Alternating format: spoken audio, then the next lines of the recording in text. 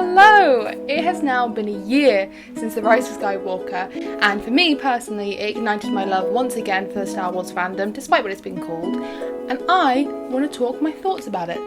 Let's get into it. I don't think I can mention the positives of Rise of Skywalker or the sequels without mentioning Adam Driver. There are a ton of talented actors in the Star Wars franchise, but Adam Driver's performance is beautiful.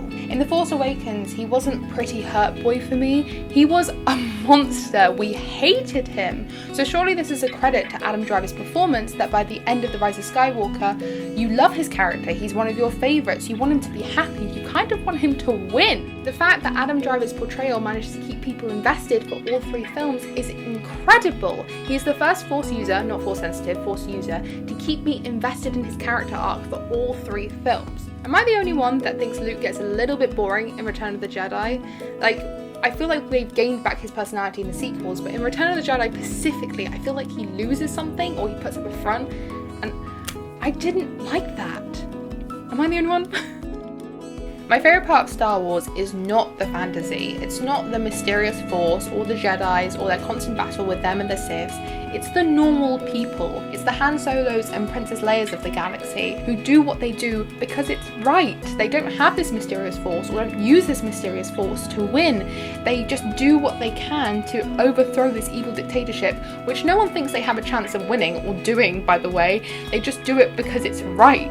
It's the page Tico who had this huge moment in The Last Jedi where she literally risks her life in the beginning scene for the galaxy, and Jannah Tanban's performance is breathtaking, and I get emotional thinking about it because she literally sees that she is the only person who can do this and she risks her life to do it. And I feel like this movie shows it more by showing the resistance and what they're doing and their relationships and who they are, just normal people who are doing what's right to save the galaxy. It's incredible and inspiring.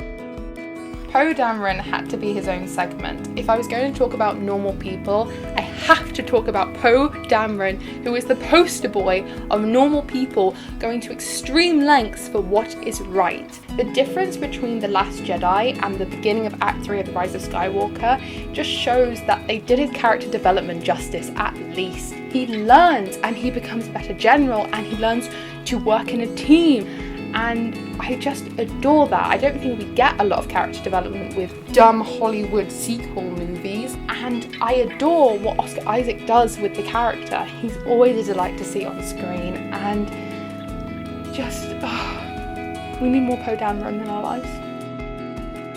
I cannot think of a moment where I could just go to the bathroom without pausing this film. Maybe because I haven't seen it enough, maybe because I appreciate the art of it. But every moment of this film, whether it be cast or crew, feels like they put their all into it, and I feel like that energy just immediately draws you in. I just had to mention how I personally find it beautiful. It's so beautiful, and they're doing things that they couldn't do in the prequels or the original trilogy, and I adore it. It's so pretty! Clarify, I know this film and this trilogy has its faults. The treatment of Finn, Rose, Poe and Yana's arcs, the treatment of Ben Solo's mental health, and the bare minimum representation of lesbian and LGBTQA+ representation is... they can do better.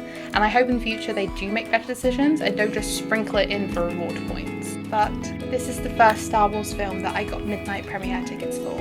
This is the last film in a trilogy that I was alive for and a fan through the whole thing. And even if you don't agree with any or all of my positive points, you cannot deny that this trilogy has made waves for an oncoming Star Wars storm with its video games, books and TV shows. For me, the inspiration of this film caused 9 different original characters telling 7 different stories on TikTok. I now have a Baby Yoda, which Harriet called Shiwa.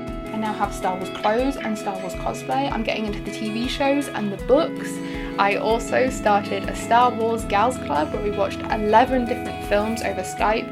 Just, this year has been hard and Star Wars has been my thing for it. And I'm just so excited to see where the Star Wars universe takes me next. To end this video, I think I will read the 9 names that me and the Star Wars Gal Club counted that the Emperor has been called. If you come up with any more, please write them down in the description. Supreme Chancellor, Senator Palpatine, Darth Sidious, the Dark Lord, the Emperor, Your Majesty, Supreme Leader, Snoke, and Emperor Palpatine. I wish you all magic, love, and adventure.